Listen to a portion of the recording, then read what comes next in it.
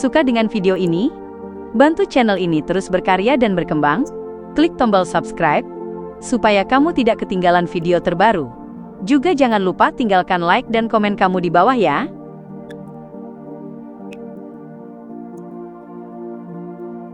Apakah dia mencurigai sesuatu? Klein menatap lurus ke mata Edwina tanpa mengalihkan pandangannya. Matanya tidak berkedip, tidak menghindar. Setelah mengetahui bahwa Danitz telah membocorkan ritual pengorbanannya kepada Calvetua, sebelum entitas itu mati, Klein sudah melakukan persiapan yang diperlukan. Jika dia tidak sedang berdiri di geladak kapal, dan malah duduk di atas sofa, maka dia pasti sudah menyilangkan kaki kanannya, dan bersandar ke belakang untuk memberikan jawaban yang tenang dan terkendali. Dia tersenyum sambil mengangkat tangan kirinya. Dengan nada datar, dia memperkenalkan, sarung tangan milikku ini bernama Creeping Hunger. Klein yakin bahwa Danitz, yang pernah menyaksikannya bertarung, pasti sudah menyampaikan detail terkait kepada kaptennya. Karena itu, dengan Vice Admiral Iceberg Edwina, yang memiliki peringkat setara dengan Vice Admiral Hurricane Kilangos, tidaklah sulit baginya untuk menebak bahwa Klein telah memperoleh Creeping Hunger. Dalam situasi seperti ini, mengambil inisiatif untuk mengungkapkannya justru memberinya keunggulan psikologis, alih-alih menunggu dibongkar olehnya. Dan penyebutan mendadak itu memiliki makna ganda.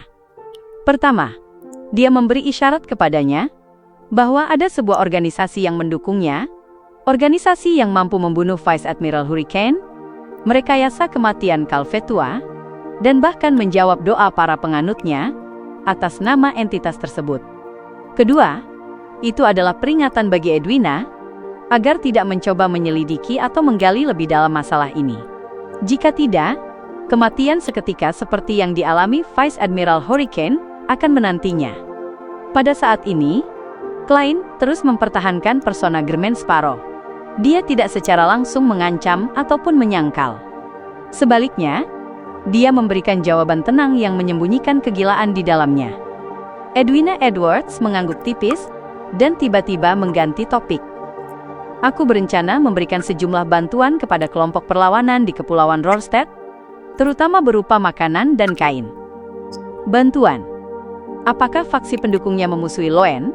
Atau mereka hanya ingin menyulitkan gereja Storms? Klein menghapus senyumnya dan menjawab dengan tenang. Ini tidak ada hubungannya denganku. Jangan harap aku terpeleset, katanya dalam hati.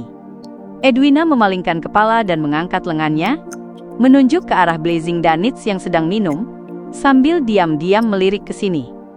Aku akan mempercayakan penanganannya kepadanya, termasuk menghubungi kelompok perlawanan dan memastikan waktunya. Kami akan mengatur pelabuhan pribadi, dan aku berharap kau bisa memberikan bantuan yang cukup. Bruce. Danitz menyemburkan cairan keemasan dari mulutnya. Haha, bus, brak, brak, brak. Dua bajak laut yang duduk di sampingnya tertawa terbahak-bahak, sambil membungkuk dan memukul geladak, menyemburkan bir yang baru saja mereka minum. Salah satu dari mereka berkulit gelap, seolah dilapisi logam. Pinggangnya cukup tebal, dan meskipun tidak gemuk, sama sekali tidak memiliki lekuk. Edwina menarik kembali pandangannya, dan menambahkan dengan santai sebelum Klein sempat berbicara, kau seorang petualang, aku yakin kau tidak akan menolak pekerjaan yang bayarannya tinggi. Kau benar-benar menemukan alasan yang sempurna untukku. Klein tersenyum menanggapi. Tentu saja. Dia tidak menanyakan berapa bayarannya, dan Edwina pun tampak lupa menyebutkannya. Admiral bajak laut yang cerdas dan cantik itu berkata dengan nada muram. Senor menyuruh seseorang menyampaikan kepadaku bahwa dia bersedia membeli kunci raksasa yang sebelumnya kutemukan dengan harga 5.000 pound. Itu adalah benda yang disebut-sebut sebagai kunci Death. Sebuah kunci besi hitam raksasa yang hampir membuat Danitz kehilangan nyawanya di Bayam. Klein menduga bahwa benda itu tidak berasal dari zaman kedua yang kelam, melainkan sesuatu yang berkaitan dengan istana raja raksasa. Apakah dia sedang memberi isyarat agar aku mengajukan harga? Klein sempat tertegun sebelum menyadarinya. Dia tak bisa menahan gumam dalam hati. 5.000 pound?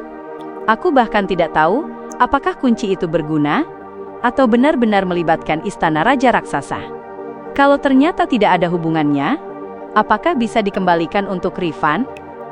Lagi pula, tidak ada informasi awal tentangnya. Bahkan jika kubawa ke atas kabut abu-abu untuk diramal, aku tidak akan mendapatkan wahyu yang efektif. Ya, kesimpulan sederhananya adalah, jika benda itu tidak melibatkan istana Raja Raksasa, melainkan harta lain yang sama sekali tidak kuketahui, maka membelinya hanya akan sia-sia. Satu-satunya manfaat adalah mengacaukan rencana Admiral of Blood. Itu merugikannya tanpa menguntungkanku. Jika memang melibatkan istana Raja Raksasa, Admiral of Blood pun kecil kemungkinan menemukan lokasi target meski membelinya, karena itu berada di tanah yang diterlantarkan para dewa. Selain itu, aku memang berencana memburunya. Saat waktunya tiba, aku bisa mendapatkan kunci itu tanpa mengeluarkan uang. Sama saja membiarkannya membelikan kunci itu untukku, dan menjaganya sementara waktu. Meskipun pemikiran seperti ini sangat idealistis, bukan berarti mustahil. Klein merenung beberapa detik lalu berkata, mungkin itu menyembunyikan sebuah rahasia besar. Dia sengaja mengatakannya untuk membuat Vice Admiral Iceberg enggan menjual kunci besi hitam raksasa itu kepada Admiral of Blood Senor. Tujuannya adalah mencegah yang terakhir memperkuat dirinya dengan cepat setelah memperoleh harta tersebut, dan melangkah ke alam demigod. Itu akan membawa bencana besar bagi Klein. Edwina mendengarkan dalam diam dan tidak melanjutkan topik itu. Dia memutar tubuh setengah dan menunjuk ke arah pintu kabin. Sarapan sudah disiapkan untukmu. Terima kasih. Klein melepas topinya dan membungkuk. Saat dia mengikuti Vice Admiral Iceberg masuk ke kabin, dia dengan cepat mengingat kembali percakapan barusan dan mencari motif sebenarnya di balik undangan Edwina. Dari masalah identitas Germain Sparrow, ke item mistis yang diduga Creeping Hunger, hingga pengorbanan kepada Calvetua, sementara Dewa Laut yang telah mati terus menjawab doa para penganutnya. Semua ini jika digabungkan, memang cukup untuk membuat orang membayangkan bahwa ada sebuah organisasi rahasia yang mendukungku dengan motif yang tidak diketahui. Adapun faksi tempat Vice Admiral Iceberg bernaung, mereka sangat waspada, berhati-hati, sekaligus tertarik pada masalah ini. Karena itu, mereka menyuruhnya menyelidikiku secara langsung untuk melihat apakah bisa memperoleh sesuatu dariku. Untuk saat ini, mereka masih cukup ramah. Memberikan bantuan kepada kelompok perlawanan adalah cara untuk menyampaikan niat mereka. Sepertinya mereka condong untuk bekerja sama dengan organisasi yang mendukungku. Tentu saja, hal yang tidak diketahui selalu membuat orang takut. Tanpa memahami situasinya, kemungkinan Vice Admiral Iceberg dan kelompoknya menyerangku sangat kecil. Hehe, kalau mereka tahu bahwa organisasi rahasia yang mendukungku baru dibentuk sekitar setengah tahun lalu, termasuk The World dan Nonasio yang baru menjalin koneksi tapi belum direkrut, dan jumlahnya bahkan tidak sampai 10 orang, aku penasaran apakah mereka akan begitu marah sampai kehilangan kendali. Di tengah arus pikirannya, Klein memasuki kabin dan mengikuti lorong redup, melewati satu pintu kayu demi pintu kayu lainnya. Dia mengikuti Edwina menaiki beberapa anak tangga, dan tiba di lantai kedua yang lebih terang. Sebelum memasuki ruang makan bajak laut, mereka melewati sebuah ruangan yang pintunya setengah terbuka. Klein melirik ke dalam secara kasual, dan melihat sebuah kunci besi hitam raksasa tergeletak di atas meja kayu. Benda-benda ini adalah bukti dari berbagai ekspedisi perburuan harta kami. Sebagian besar hanyalah kenang-kenangan, sementara yang lain belum menunjukkan nilainya, dan masih memerlukan penelitian lebih lanjut. Edwina tampak dingin, tetapi penjelasannya sangat terperinci. Ada kesan seolah dia takut Klein tidak memahaminya, atau merasa bingung. Dan ketika dia menyebut kata penelitian, mata biru beningnya jelas sedikit berbinar. Bukti dari berbagai ekspedisi perburuan harta? Klein tak bisa menahan diri untuk mengamati ke dalam dengan lebih seksama. Pada saat itu, Edwina mendorong pintu hingga terbuka dan masuk. Sambil lalu, dia memperkenalkan, ini adalah koin emas dari Kekaisaran Solomon zaman keempat. Pandangan Klein beralih, dan melihat sebuah koin yang ditempatkan di dalam bingkai. Warnanya emas gelap sepenuhnya, seolah terbentuk dari 2,5 lingkaran, dengan dimensi berbeda. Tampak sangat tidak simetris, dan pada permukaannya terukir sebuah mahkota tajam. Ia terlihat sangat mirip dengan mahkota yang dikenakan Raja Lima Lautan, Nas. Edwina seperti seorang pemilik yang gemar memamerkan koleksinya. Dia mulai memperkenalkan benda-benda di ruangan itu, membuat klien teringat seseorang yang familiar, Tuan Tua Eye of Wisdom, Detektif Agung Isengard Stanton. Dalam hal kebiasaan memamerkan koleksi, mereka sangat mirip. Apakah ini kecenderungan orang-orang dengan koleksi besar? Tunggu, Tuan Stanton pernah belajar di Landburg selama 4 tahun. Deskripsi Vice Admiral Iceberg menyebutkan bahwa Edwina Edwards berasal dari Landburg. Ini, ibu kota Landburg adalah markas besar gereja God of Knowledge and Wisdom. Tuan Stanton juga mengakui bahwa dia berpindah iman kepada God of Knowledge and Wisdom saat belajar di luar negeri. Mungkinkah faksi yang mendukung Vice Admiral Iceberg adalah mereka? Klien mendengarkan sambil berpikir, hingga Edwina berhenti di depan kunci besi hitam raksasa itu. Sama seperti yang dia lihat dalam mimpi, kunci itu kira-kira sebesar gitar 7 senar. Manusia biasa harus memeluknya dengan kedua tangan untuk memindahkannya. Tampilannya kusam dan kuno. Pola-pola di atasnya mirip dengan gaya kota perak. Jelas memiliki ciri raksasa. Klien mengangguk dan baru hendak menarik kembali pandangannya, ketika dia mendengar Edwina berkata, "Kau boleh menelitinya? Kau membiarkanku menelitinya? Kau mungkin tidak tahu berapa banyak masalah laten yang pernah kupicu sebelumnya. Apa kau tidak takut Golden Dream akan lenyap begitu saja jika kau membiarkanku menelitinya?" Klien mengkritik dirinya sendiri dengan nada mencela dalam hati, lalu mengulurkan tangan kanannya untuk menyentuh kunci besi hitam yang tampaknya milik seorang raksasa itu. Dia mendapati permukaannya sedingin es. Dan tak peduli seberapa banyak spiritualitas yang dia alirkan, semuanya sia-sia. Sialnya, aku tidak bisa membawanya ke atas kabut abu-abu untuk menelitinya. Klien menarik kembali tangan kanannya, dan menggelengkan kepala hampir tak terlihat. Pandangan matanya beralih ke sebuah buku berlapis kulit kambing, yang diletakkan di meja yang sama. Di sampul coklatnya tertulis kata-kata dalam bahasa Vesak kuno. Grossel's Travels. Buku ini berasal dari sebuah kapal yang tenggelam. Ia terendam di dasar laut selama 165 tahun tanpa mengalami kerusakan apapun. Edwina memperkenalkan. Isinya mencatat sebuah kisah tentang seorang raksasa bernama Grossel. Dia memutuskan pergi ke negeri embun beku untuk memburu Raja Utara, seekor naga es yang kuat. Di sepanjang perjalanan, dia bertemu dengan para pendamping. Seorang elf perempuan, seorang pertapa yang taat, seorang bangsawan kekaisaran Solomon, dan seorang prajurit Loen.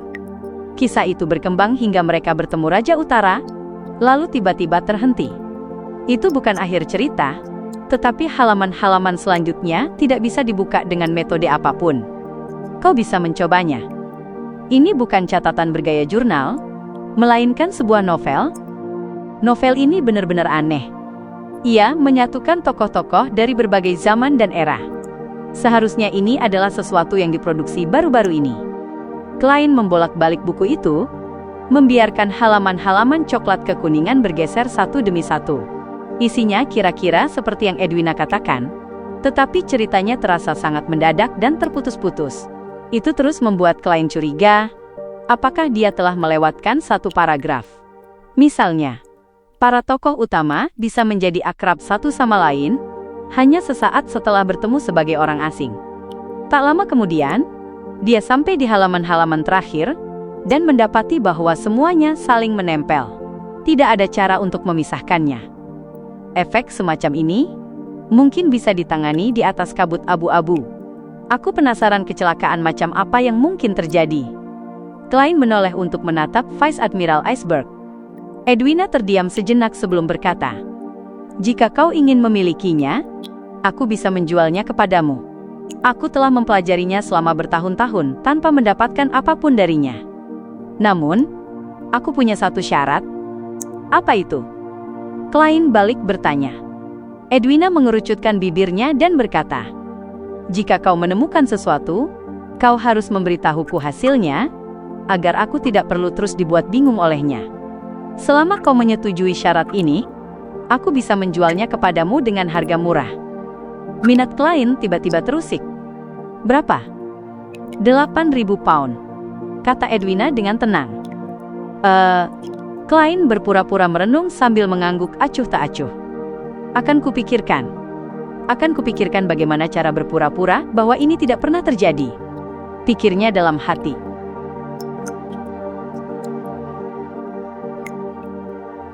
Vice Admiral Iceberg, Edwina, tidak menunjukkan perubahan apapun pada ekspresinya. Ketika mendengar German Sparrow mengatakan bahwa ia perlu mempertimbangkannya terlebih dahulu, ia mengangguk dengan tenang. Tidak perlu terburu-buru. Dia sepertinya merasa bahwa aku tak mampu mengambil keputusan untuk transaksi sebesar ini dan perlu meminta saran dari organisasi rahasia yang mendukungku. Ini bukan masalah aku tak bisa memutuskan. Ini masalah aku tak punya uang. Klein mengejek dalam hati sambil menutup Grosse's Travels. Dengan suara dalam, ia bertanya, "Apakah kau tahu siapa penulisnya? Apa yang terjadi pada orang-orang yang terakhir kali memiliki buku ini?" Edwina melangkah ke depannya dan mengulurkan tangan kanannya.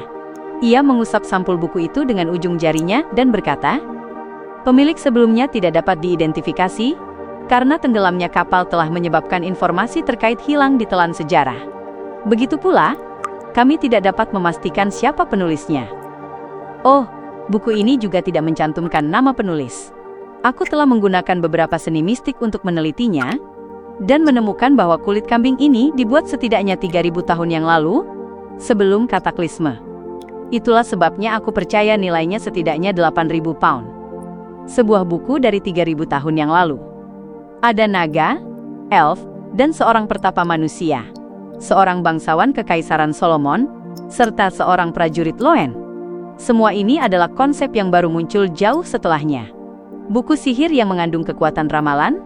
Atau seseorang sengaja menggunakan kulit kambing kuno untuk membuatnya? Tapi itu tak ada gunanya. Murni tipuan?" Klein sengaja melengkungkan sudut mulutnya, tanpa sedikit pun niat tersenyum. Nama raksasa itu, Grossel. Mungkinkah penulisnya Rossel? Tidak. Nama Rossel berasal dari akar kata dalam bahasa Jotun. Ketika Vesak kuno berevolusi menjadi Intis, terjadi perubahan kedua yang memberinya makna berbeda. Edwina menjelaskan secara rinci asal-usul nama Rossel. Hal itu membuat Klein tertegun, seolah-olah ia kembali duduk di bangku sekolah.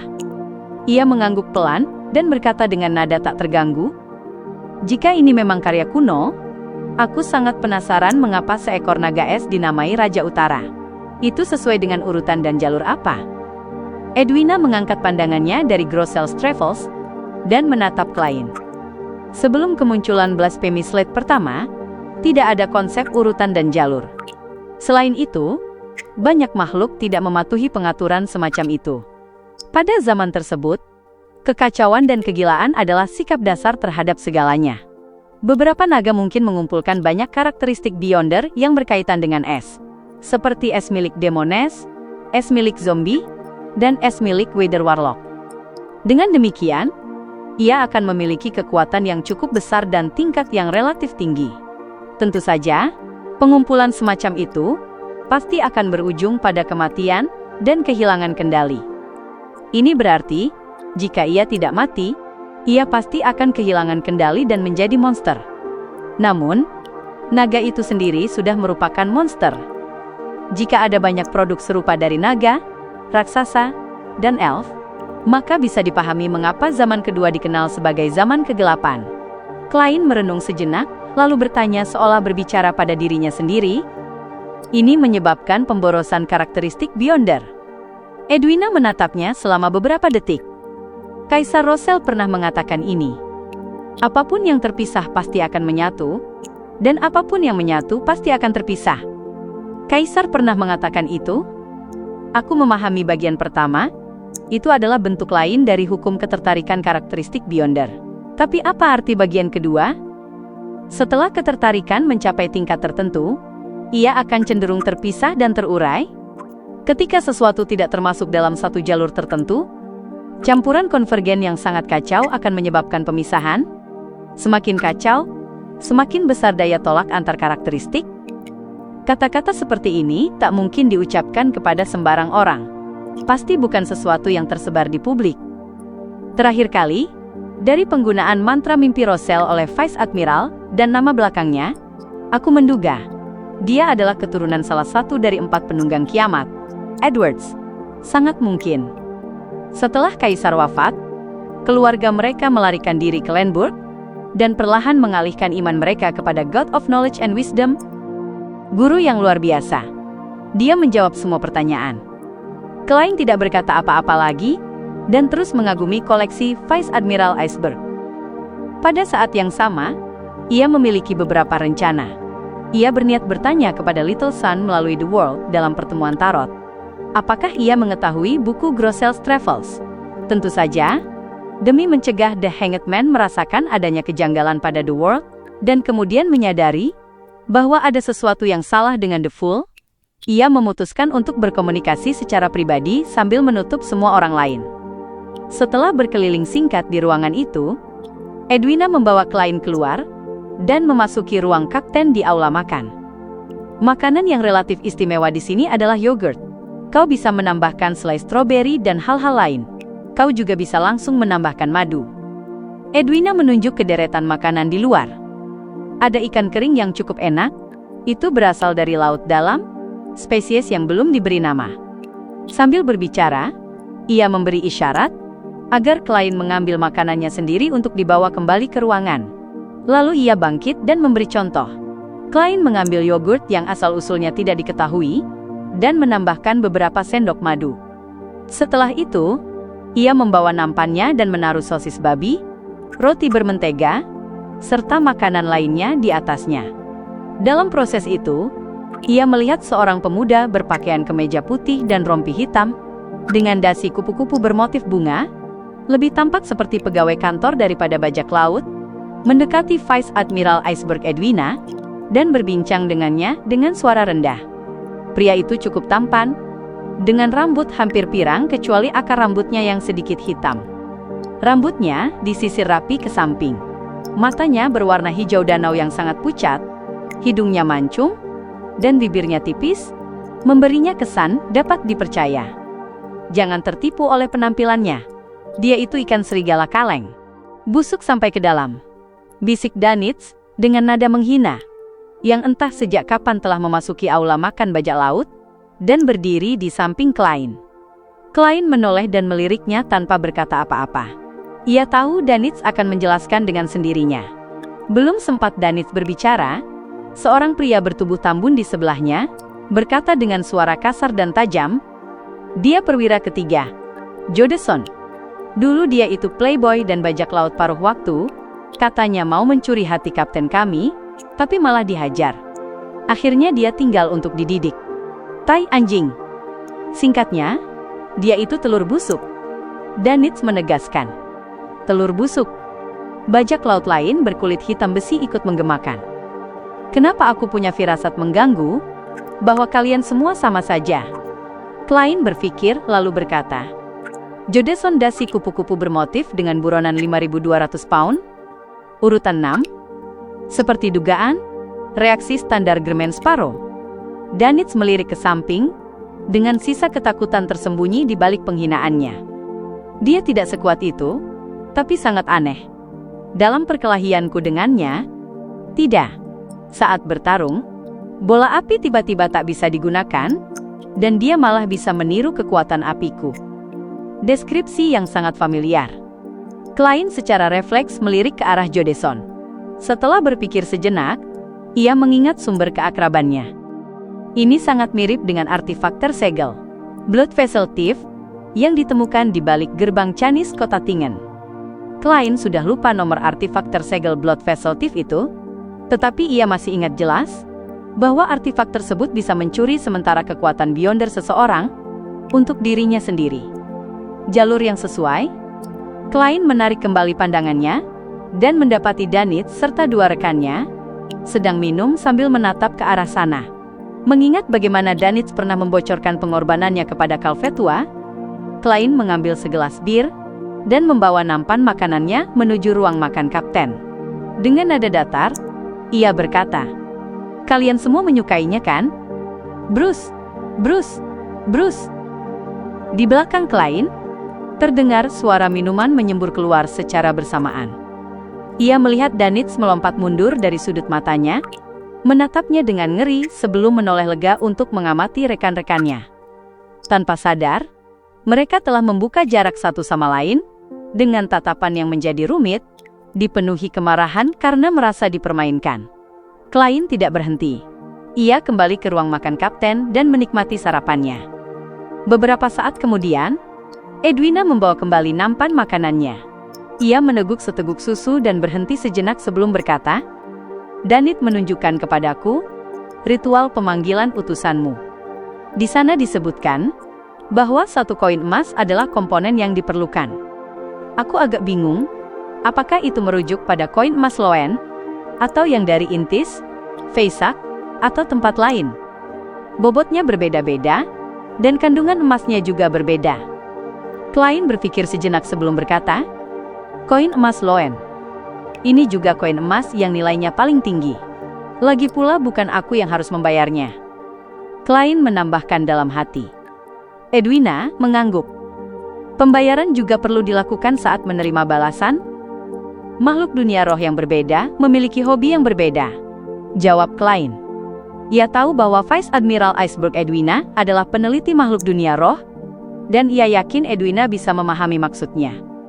Lagi pula, ia tidak berbohong, ia hanya menyembunyikan fakta bahwa pemilik utusan itu juga bisa membayarnya. "Ya," Edwina menjawab dengan sangat serius.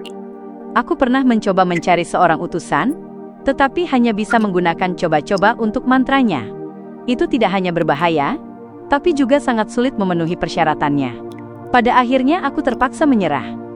Itu salah satu alasannya. Alasan lainnya adalah mensimulasikan kekuatan Anda tidak cukup untuk menandatangani kontrak. Mantramu memberiku banyak inspirasi. Klein menghabiskan sarapannya dalam diam, tanpa menjelaskan apapun.